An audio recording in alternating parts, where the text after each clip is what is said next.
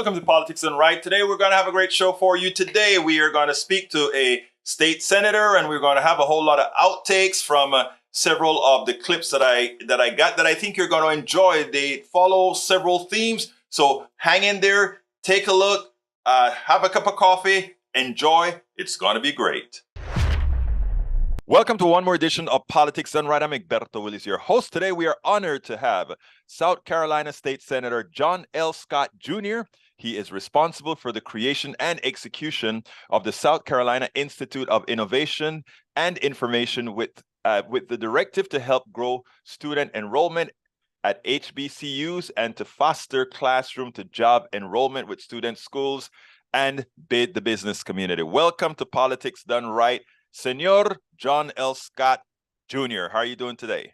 I'm doing well, and thank you for inviting me to be on your show today. And it's an honor and a joy to be with you and to be with your listening audience. Well, let me tell you what's important. When I was informed about this project that you are on, first of all, let me tell you, there are a whole lot of politicians out there, Senator, that they're politicians and they're not actually doing something that's material to their respective communities. And when I saw this come across, it was, wow, here's a guy looking at his community and saying, I can make a difference, not only for my community, but for the community at large and my state. So I think that's a great attribute in the foundation of what you've created. Well, let me give you a little more detail of the foundation. I came to the General Assembly in the House where I served for 18 years back in 1990. I began to work on what's called a state-run lottery. And by 2001, we had a state-run lottery here. A lot of years, a lot of work. And so I take a lot of credit for that work.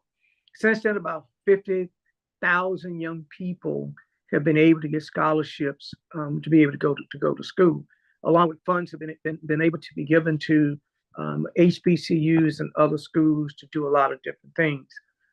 I spent another 20 years bringing this state, and finally this past year we got early voting, and as another tool to be able to get our folk to turn out and come to work. Broadband here was kind of stuck in the ditch, couldn't make it work. Negotiated with the players last year. We finally got that out. Now we're operating with some $450 million now, trying to put that infrastructure in place. Now comes the opportunity in work with HBCUs and many years of pushing diversity among these larger majority schools and making sure African Americans receive what they needed to in these schools and trying to keep our best and brightest at home, which leads me to the next part. How to maintain the culture diversity at HBCUs, provide them the opportunity for corpus to be able to be part of that growing population on these colleges, and have these young people ready to be able to go into corporate world and survive the first 2 years, which is normally called corporate politics. Let me ask you this: Why are historically Black colleges and universities very important, and why is it so necessary to grow enrollment in order for what you want to attain? Well, I am a graduate person from HBCU, South Carolina State University. Class of 1975, long time ago. Most of my family members, with the exception of one sister who did not attend HBCU out of a family of 6. So we're HBCU family. My mom's sisters went to HBCU. So my son was a third generation HBCU graduate. And that says a lot. That says I'm all the way back to the 50s and 60s when we're not accepted in the larger institutions, and in many cases, the nurturing to be able to get a young person to be able to survive higher education, staying long enough to be able to graduate and move on to a professional career, which says there's still so many young people out there which are first generation children or kids just going to a 4-year institution. We must have those schools in place to be able to nurture that child. And so that child can get through that process. To take a young person who comes out of a county with a population, I use Allendale as an example, less than 9,000, of Amber less than about 15,000, and send them to a school that the school size is 30,000. So that child is just kind of lost in the mix. But to be able to nurture that child and get that child to utilize those tools they've learned in high school, and also get that brain set that's in that mind, or that mindset that brain has to offer, so that brain continues to develop and offer a product in many cases you would not find, simply because of what has happened during the course of their life. As always, you don't know my story. And that's what makes the HBCUs so important to me. And also in looking at what the corporates are doing, they're building new corporations here, but they're building around these HBCUs in the Black community. Well, we got to stop that. I always think that age-old excuse, we don't have folk who are ready to go on the job. So use the technical kids to work on the floors and others, but I'm talking in the boardroom and in the management level. And this is what III was designed for. The South Carolina Institute of Information Institute, to be able to make sure these young people get a first hand on to the job and a very good detailed look at what's going on in corporate and become a part of that corporate world.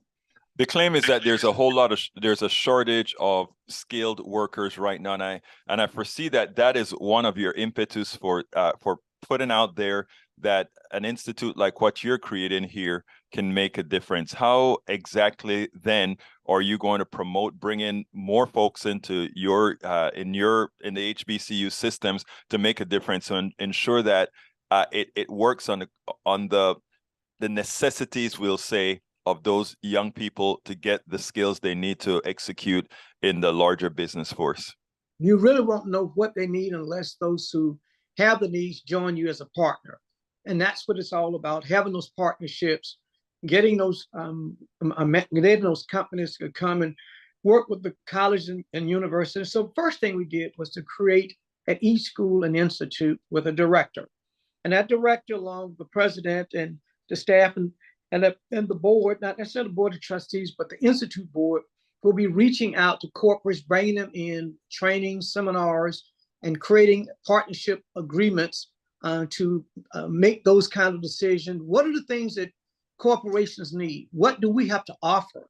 How can we partner together? How can we get these young people, not just for summer internships, but also for exchange programs and others that may be out there, along with corporates providing scholarship funds also for some of these young people.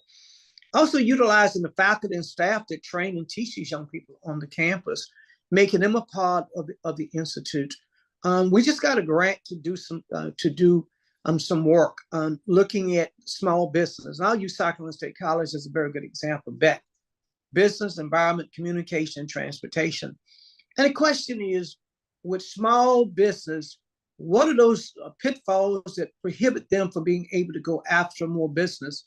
What can be done better for small business? Which is a perfect question. Since small business spend, and I'm a small business owner of 2 companies, so we spend most of our time just trying to keep the doors open.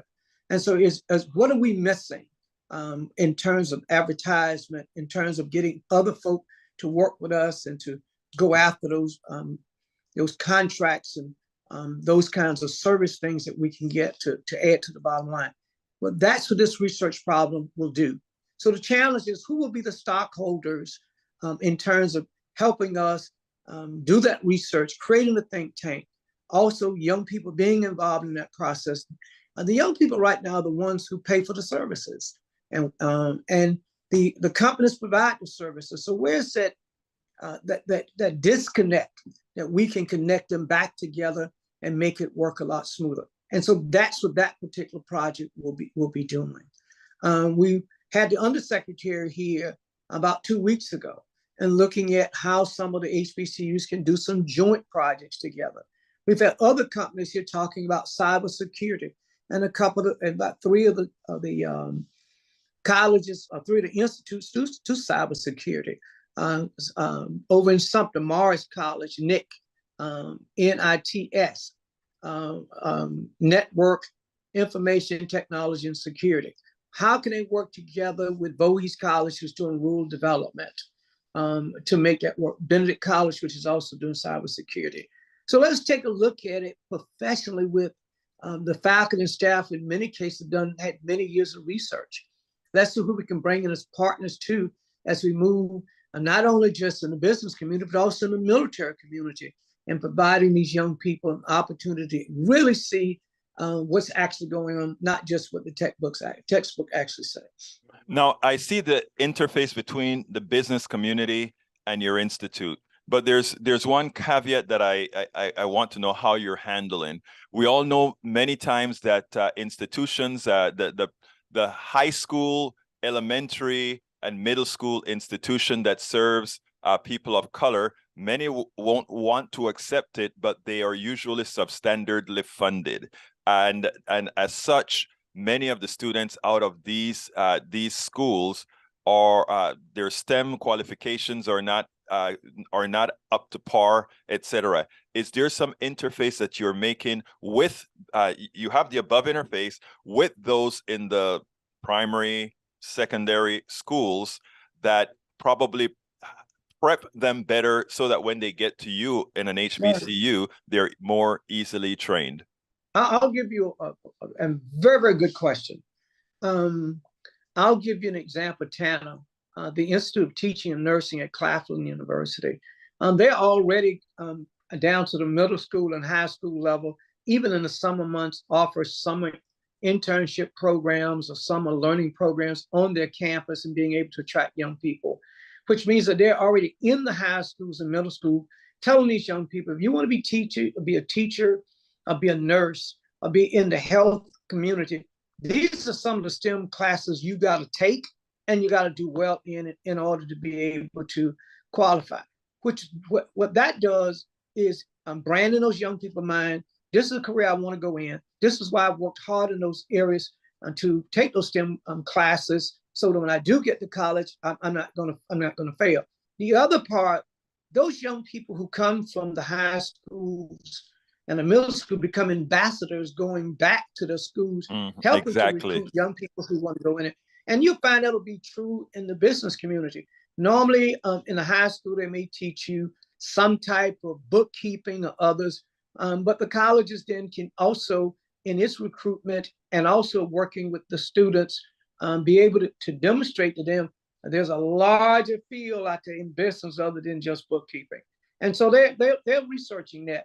I mentioned Mars. Mars is also doing the same thing with its cybersecurity. It's already in the high school and the middle school, talking to young people and recruiting young people who may be interested in going into the field of technology and cybersecurity. But I think the big ticket is these colleges and universities, given the funding that we've given them, HEAP funding, higher education enhancement improvement program money, they've been getting since 2003. And we start giving them more money. Also give them the flexibility to train and retrain staff and faculty. And so there's a great possibility of exchange between a corporation where you send one of yours over, we'll send ours over. So our faculty and staff get real hands-on to what's actually going on in the corporation.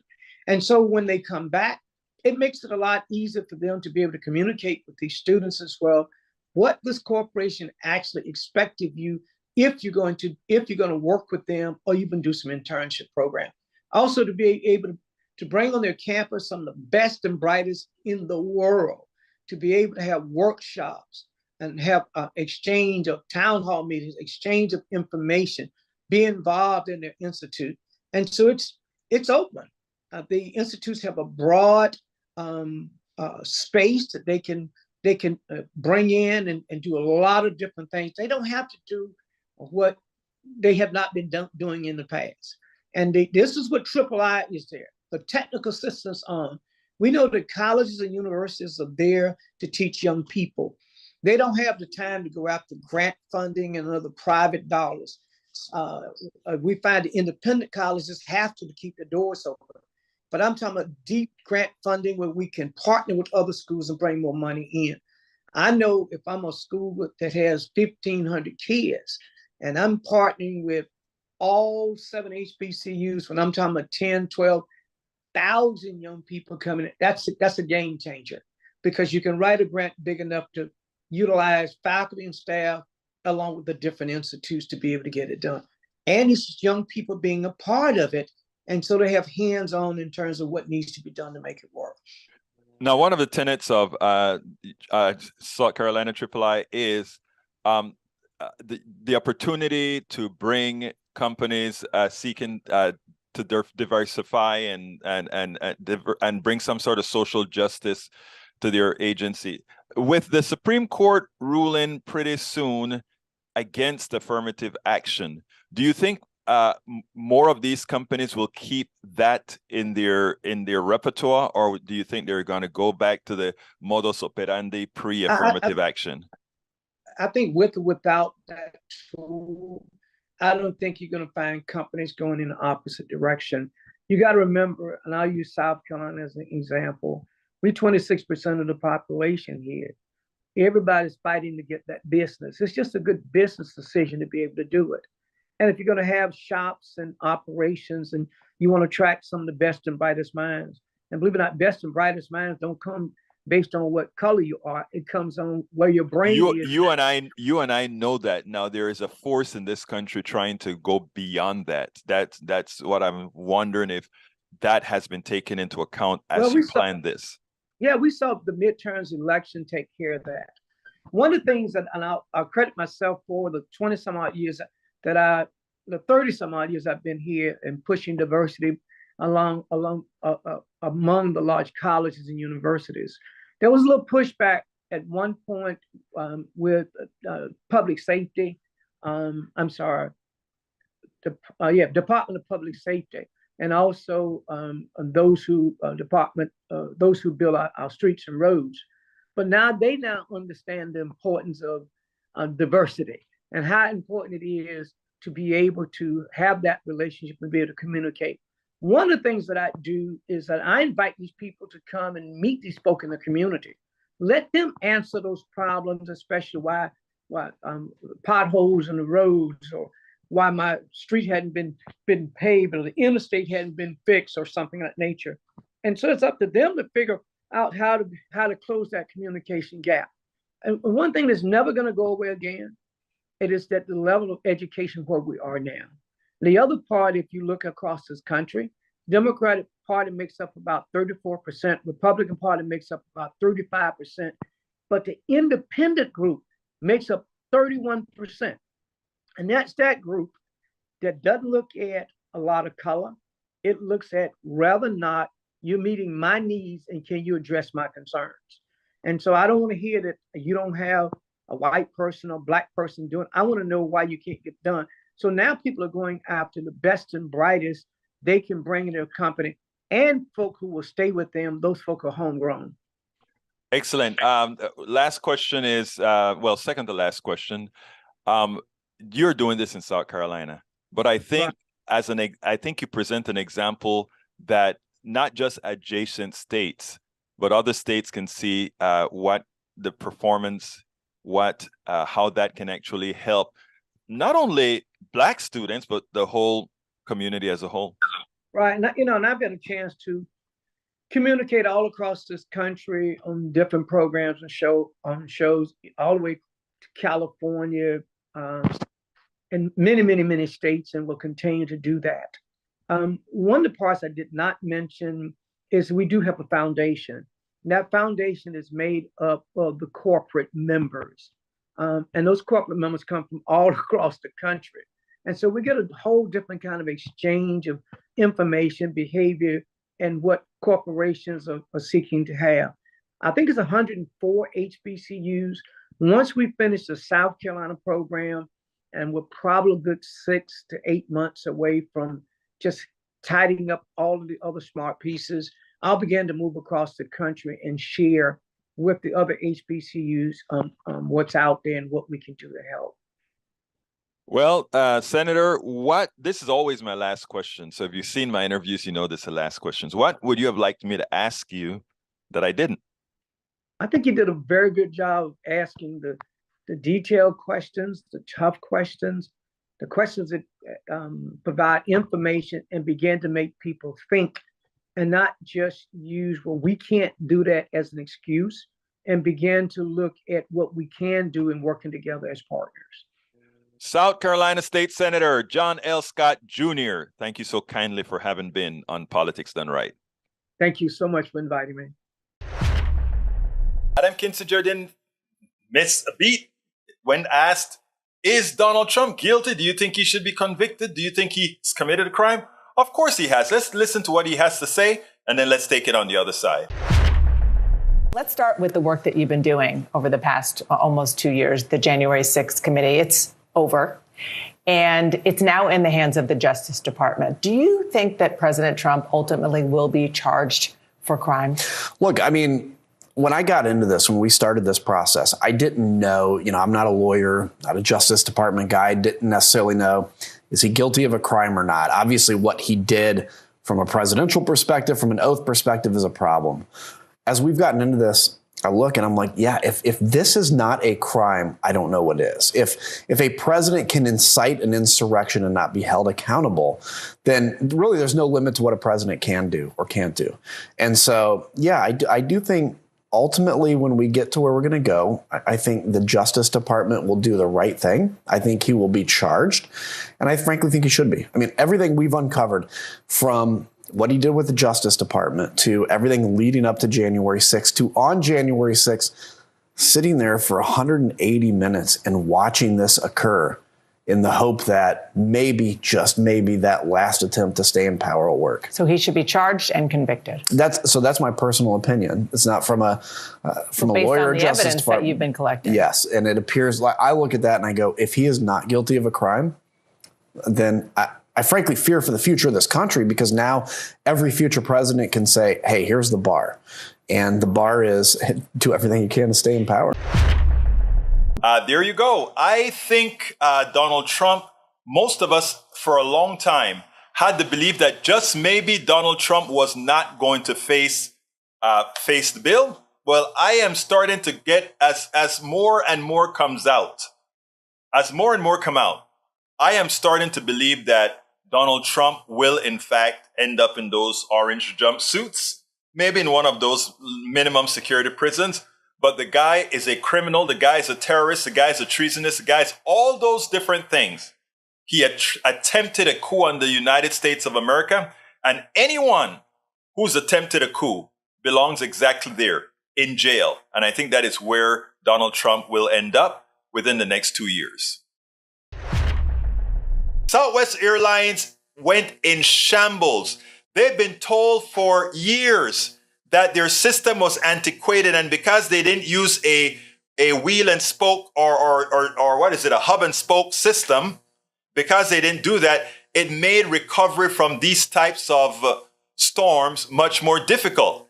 They had a lot of money, but they gave all the money to the shareholders and the executives. They decided it was shareholders over customers. And you know what? That's capitalism for you. So let's go ahead and play this, and then we'll go ahead and take it on the other side.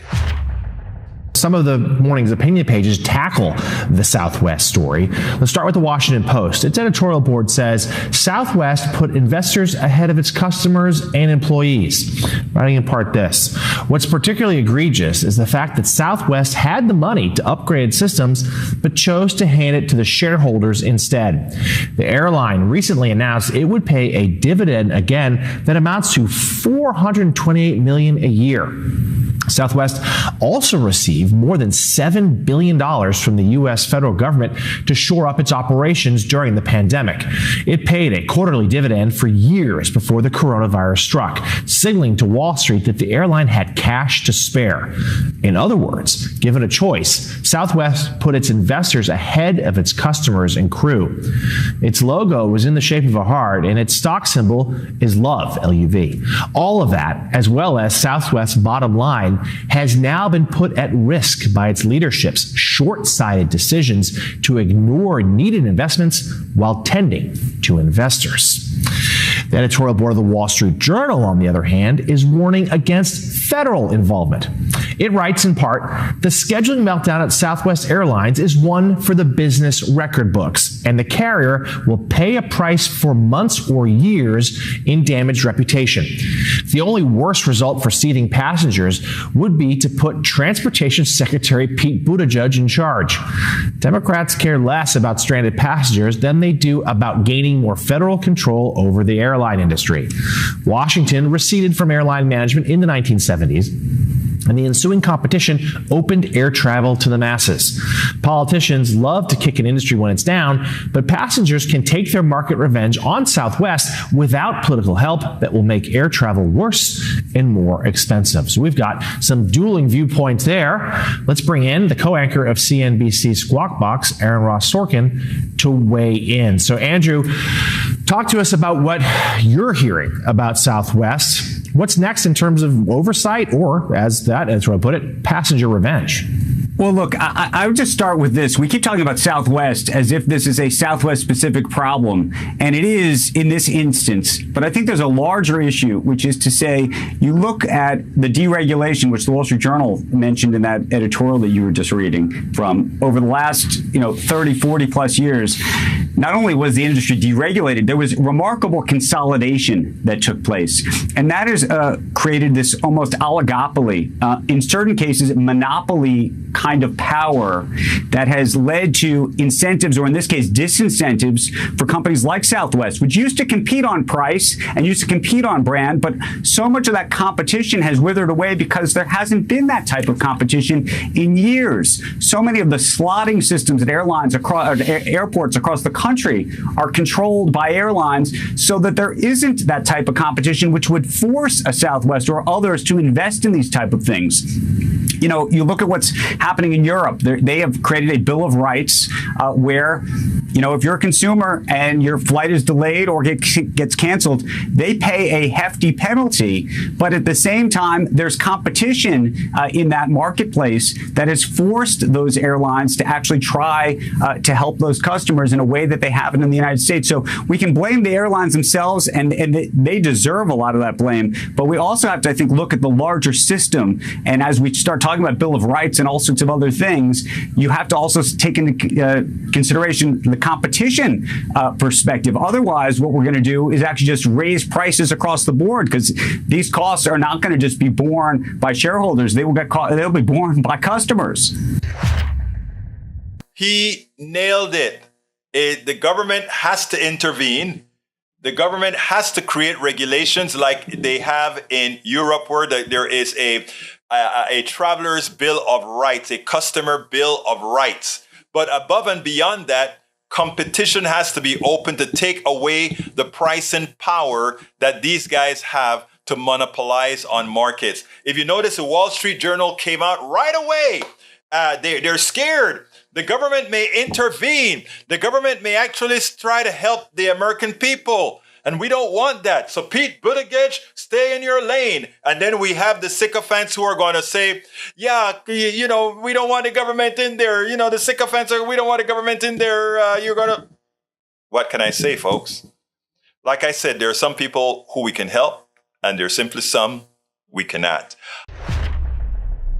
Dana Bass asked Adam Kinzinger, if knowing what he knows today, if he could go back, would he do anything differently? Would he continue to go up against his own party, against his own his then president, and do exactly what he is doing right now, which is the right thing for a change? I'm not a Kinzinger fan or anything. He's too darn conservative, and I think in many ways too inconsistent in what their belief system. But he had no regrets. I want you to check out how he answered that, and then we'll take it on the other side. And could go back a couple of years and tell the Congressman Adam Kinzinger of, the 2020 election, what you would be doing for the 2 years following? Would you say, yeah, go for it? Would you have done anything differently? It's a great question, because I get asked that a lot. Like, would you have done it differently? Obviously, there's been some sacrifice and everything in it. I wouldn't do one thing differently. Look, the way this has kind of gone in the last couple of years, it's been tough, right? I've had an extended family that sent me letters telling me I was working on behalf of Satan. I mean, that's not something I could have You had imagined. members of your family saying that? Yeah. I mean, and it's nothing I could have imagined, a couple of years ago. But what that does to me is it reminds me of just how bad of a place we've gotten to. And, everybody in their life, and I was no different when I was a young guy, you always imagine a moment where you can stand alone and where you're like the one person that that can do the right thing in a crowd, right? Everybody imagines this moment. Very few people get a chance to actually do that. And I've learned in this job that very few of those that get the chance actually do it. I feel honored to have been at this moment in history and to have done the right thing. You know, my kid's going to be proud of it. That's something that I take very seriously. And I wouldn't have done anything different. Look, like I said, I am not a fan of Adam Kinzinger, but Adam Kinzinger, like Liz Cheney, he's a patriot. And the reason I said he's a patriot, he's putting himself at pretty good risk, even if he has ulterior motives, to do what he's doing right now. And I think we should cheer him on for it. He's going to be a pariah in a large part of the Republican Party going forward. In fact, he's probably given up a lot of possibilities that he would have had otherwise. So, you know, for those who don't like him, for those who love despising him, I say hold your horses. He was one who helped do the right thing for the country. Tulsi Gabbard and how she really clocked George Santos, the representative from New York, who lied just about everything about his resume. I don't even know if people know where this guy came from. For all you know, this guy could have dropped in from Mars because we haven't a clue who this guy is. He has lied and told everything about himself that isn't true. But you know what? That means that the people of that district did not vote for that guy. So let's go ahead and play that, and then we'll take it on the other side. Republican House leadership is still silent over what, if anything, they will do about you-know-who, Congressman-elect George Santos. The incoming lawmaker admitted earlier this week to deliberately lying about several key details of his background, including education, work history, and even personal life. That's all, just all of it.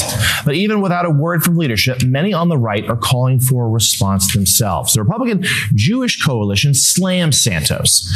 In a statement, the group's CEO writes this: "He deceived us and misrepresented his heritage. In public comments and to us personally, he previously claimed to be Jewish."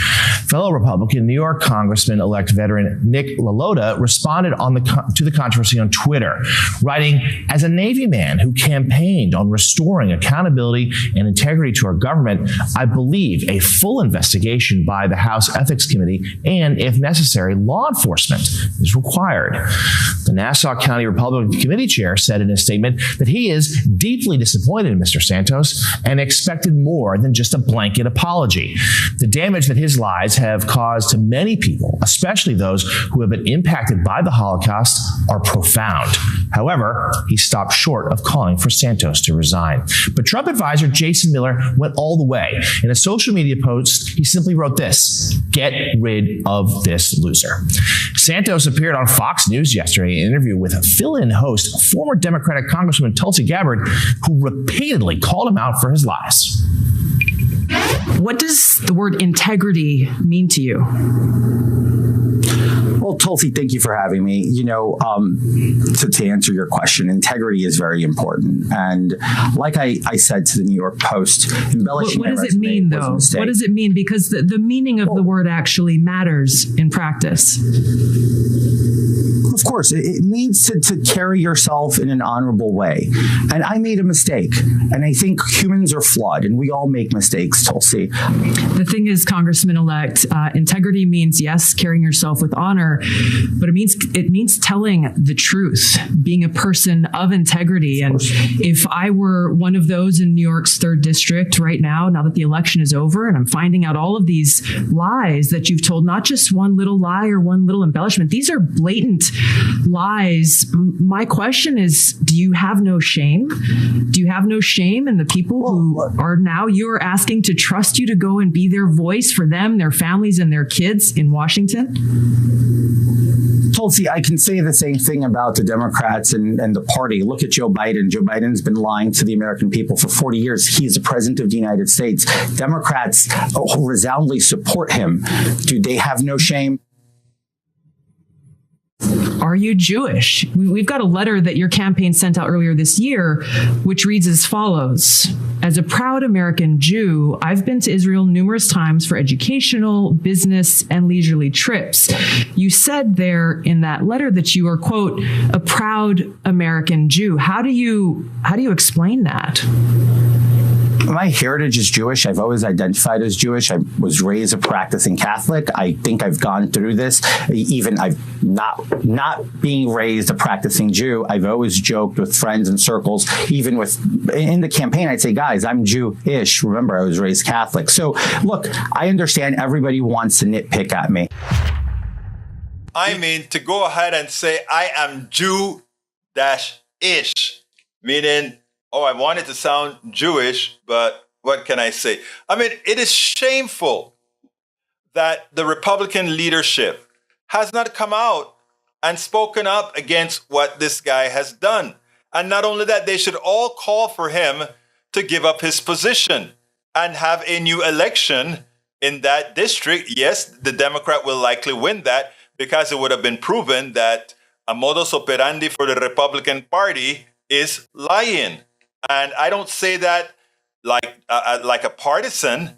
I say that because that's what they do. Here in Texas, they were lying about crime. They were lying about healthcare. They were lying about gun violence. They lie about everything because our media is on the take and never challenges them as they should. But it is the party that lies more than any party that has ever existed in my lifetime and likely in the lifetime of this country. So yes, Tulsi Gabbard, someone that I'm not fond of, did the right thing in the way she handled him. And as it turns out, since that interview, there's a hell of a lot more that has come out about this guy. This guy is probably going to make it on into Congress, but I don't know if he can stay there because he's likely going to be indicted on a whole lot of stuff. You know a party is in trouble when those who were always trying to defend the misdeeds of that party, when those who were always ready to defend all the pain this party inflicted on millions of Americans. You know, Charlie Sykes was no different than any other Republican pundit who was there defending Republican policies. And, you know, anybody who knows anything about how an economy works knows that Republican policies damage everyone except the very wealthy, and that they get a whole lot of votes in the past and they get somewhat enough votes now is simply based on the miseducation of many of us. Those are provable facts. Now, that many of them, like Charlie Sykes here, have turned around and really start describing the Republican Party for what it has become, the leadership for what it has become, it tells you that the descent into the abyss that has occurred within this party is now creating a clear and present danger for society at large. These guys wouldn't come out. I mean, after all, don't forget, they still support basic Republican conservative policies we know harm people.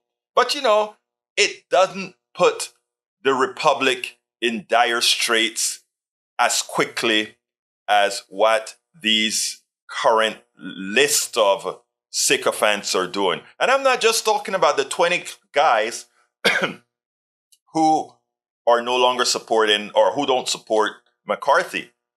I am talking about McCarthy and the entire clan. Again, they are going to be inconsequential with regards to any policy going forward because they won't get passed. But here's the danger. Well, I tell you what, let's listen to what Charlie Sykes had to say, and then we'll talk about the dangers thereafter. We now have an actual press release from this man saying he's been sworn in. On what planet are we currently living on? Like, seriously, what's going on?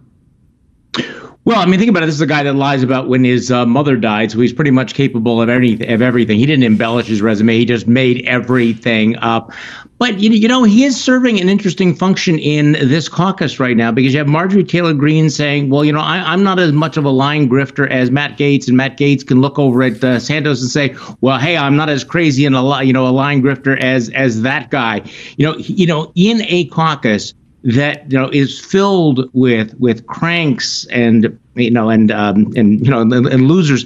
Santos really does stand alone, but in so many ways, he's a personification of this age of grift that we live in, the personification of the era of Trump, somebody who is completely fictitious, a chronic liar, and someone with absolutely no shame whatsoever. So on an incredibly shambolic day, his presence sitting alone and shunned at the back was just sort of a cherry on top of this clown car, to mix a metaphor rather badly. Okay, but we can't even joke about the clown car, Jen. Yeah. Because if anyone was caught telling lies like this in private industry, in school, you would be fired or you would be expelled. Is this not just another terrible example of how public trust in our government will further erode? Yeah. Now, Charlie's right. I can't believe I'm agreeing with Charlie. I mean, yes, somebody like Santos does serve a purpose, because he is such a degenerate that he makes the average degenerate in the party seem less degenerate than they really are. But these things have consequences. We have the debt ceiling debate that's coming up. And if Democrats are forced to, to save not only the American economy, but to save the world's economy, given that it's based on our credit trustworthiness, they may have to cut a negative deal, a deal that hurts many Americans, to get the debt ceiling passed. Or we're going to have to get a president, Biden, that thinks outside of the box. And I don't know that President Biden is the type that will think outside of this box that he's lived and created in his entire life. I mean, they're going to have to do certain things like take executive power and say, to hell with Congress. I will not allow the country to fail with the debt ceiling, etc. Yes, they got a lot passed to mitigate the 2 years where nothing is going to get done. But there are still things that need to be done. Why? They should have busted the filibuster in December to get the debt ceiling passed. If only for the debt ceiling, they should have busted that filibuster to get it done, but they didn't. Again, Democrats are learning to be a bit more assertive than they normally are, but they have a long way to go. If the shoe were on the other foot, McConnell, knowing that he's going to be with a Congress that doesn't share his beliefs, values, or he won't be able to turn, would have done exactly what he did with the Supreme Court, change the rules to satisfy his immediate wants. We need to learn that. I hope in the long run, Democrats learn that. Right now, it's too late for the debt ceiling. So we'll see what happens. We'll see if sensible Republicans join Democrats to ensure that we just get a clean debt ceiling bill passed. After all, we know who the Republican Party is. We know the Republican Party is defined by George Santos. Cruelty versus competence. Today, Mike Barnicle on MSNBC had a prescient statement that I think everybody needs to listen to. I mean, it encapsulates the difference between what Biden is doing and what the Republican Party leadership is pushing. Check this out, and then we'll take it on the other side. Elise, little truth in packaging here. I know the president. I like the president. That is a very significant list of accomplishments that were just listed by you and Jonathan. And I think right now the principal goal of the Biden administration is to survive the onslaught of investigations and counterattacks from the incoming Republican majority. But at the end of the day, he does all of this. He gets all of this done in addition to holding together a coalition fighting Russia in Ukraine. Those are two incredible accomplishments by the President of the United States. And figure out this thing. On the other side of the aisle, and we just referred to it, one of the potentially leading Republican candidates perhaps for President of the United States, the existing governor of Texas, Greg Abbott, who once presided over true incompetence in Texas and allowed the power grid to fail during the course of a very cold winter a few years ago. His idea of achievement is to bus people to Washington, D.C. in freezing weather and risk their lives standing outside the vice president's home, the vice presidential mansion on Massachusetts Avenue in Washington, D.C. That's what we're talking about here. We're talking about cruelty versus competence. The Republican proven cruelty and the president's proven competence. So folks, again, it is cruelty versus competence. Cruelty versus competence. And it is difficult as hell when you have a party whose base tenets is based on cruelty. When it comes to not giving health care to those who need health care that's already paid for, cruelty. When it comes to not giving given to mothers and fathers the ability to have family leave so that they can get a job that pays them well, cruelty. When it comes to not being able to have just family leave so that if something goes on in your family, you know that you haven't lost your job, or you know that you will be able to be held whole, cruelty. We can go policy after policy after policy, which Republicans stand against. Student loans, forgiveness of student loans after the banking industry has pilfered them decade after decade. Cruelty. So let's be clear here. The things that progressives, the things that even Democrats in general want to do for our American people, for American brethren, from all of our American brothers and sisters, are things that show competence, things that show humanity.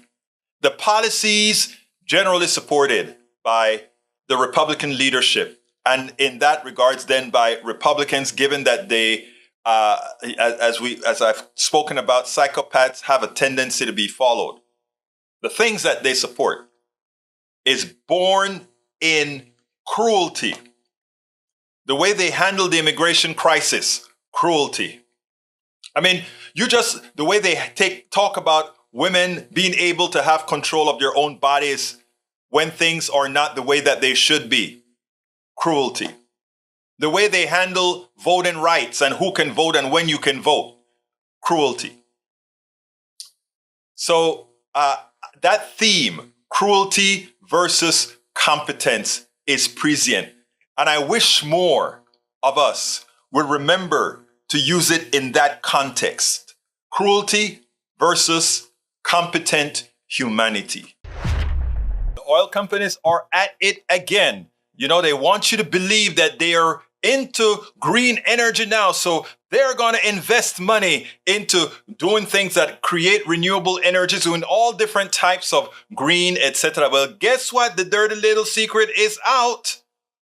No, that's not what they're doing. I want you to listen to Ro Khanna and this interview. As far as misinformation, these guys still intend to pull as much out of the earth as they can. They are going to burn the earth up because most of them that are making a killing right now know that they won't be around when all the cleanup is necessary. Folks, this is mean, this is evil, but this is what they do. Check this out. We'll take it on the other side.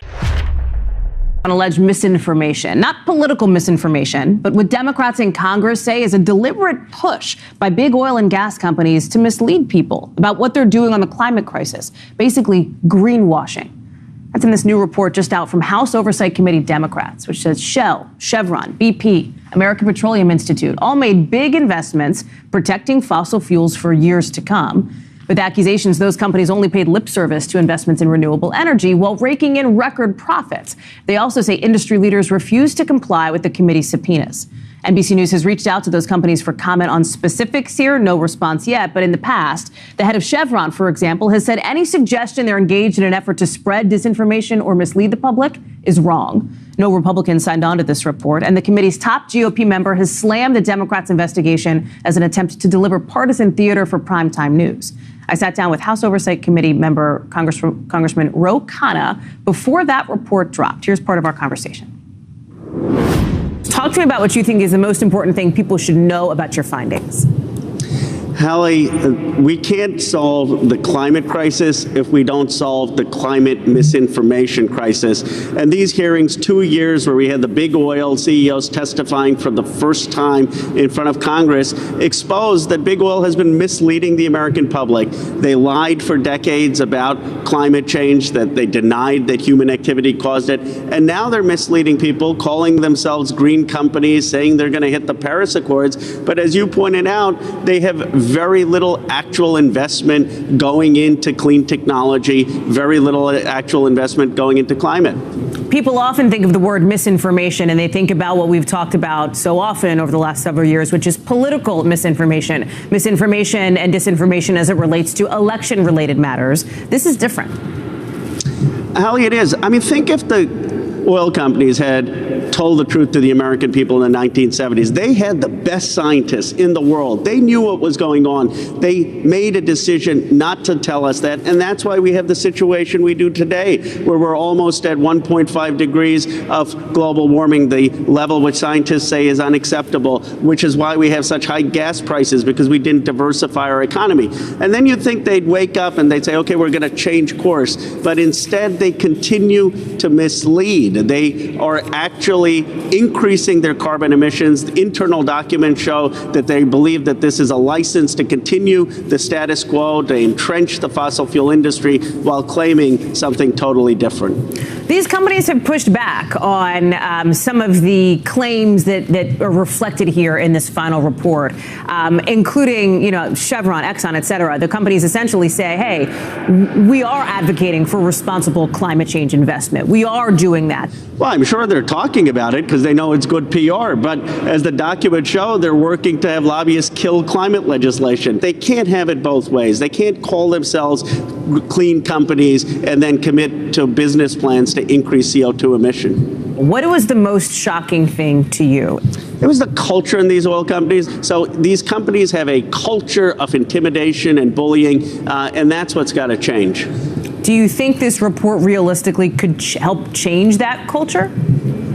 I think it sets the foundation. We're going to be referring the report to other agencies, which we'll announce soon. But it's going to take more work. It's going to take mobilization. It's going to take people more than a House subcommittee with more resources looking into the millions of documents. We haven't had the resources to look into all the documents or get all the documents. But I think it's this first step in telling the story of what these companies have been doing.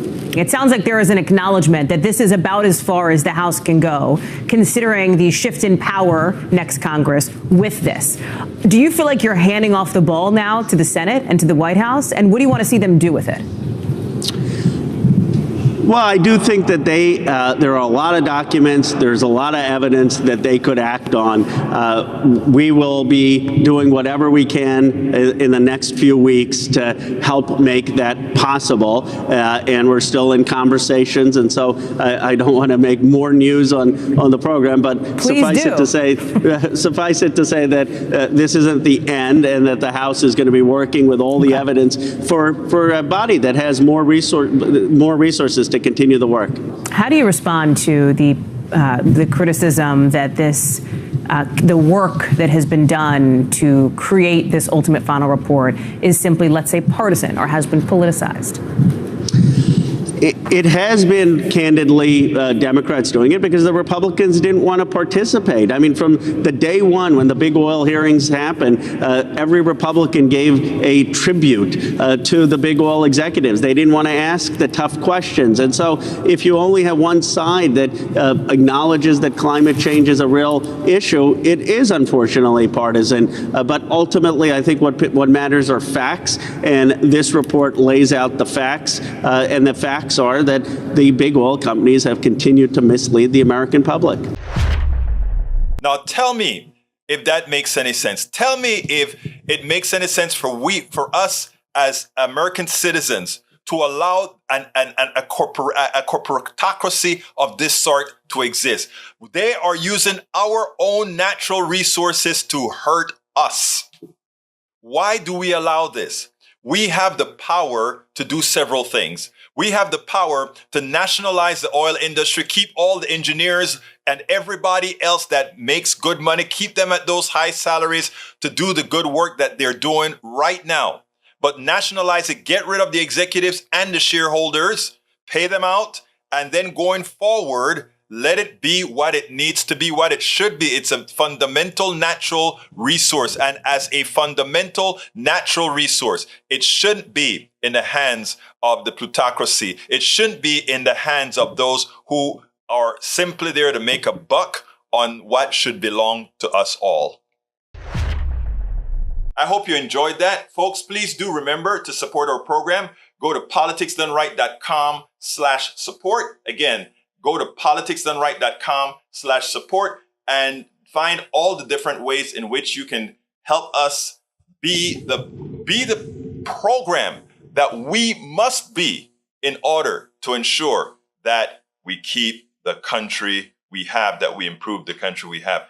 We do that by by supporting many progressive outlets like here and others as well. So please go to politicsdoneright.com/support. or politicsdoneright.com/PayPal. Provide however you can to make sure we can stay doing our books, our programs, etc., to ensure the progressive message has a great hearing and throughput into society. Thank you so kindly. You have a great rest of your day. We spend a lot of time deconstructing the news, trying to parse it into a form that everybody can understand. We try to find those little nitpicks where it flies above the fray, etc.